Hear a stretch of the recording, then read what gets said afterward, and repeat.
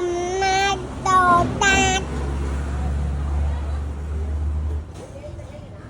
bà sa na cầm cầm hô cầm na tịch tôi chặt chặt chặt cua chè cha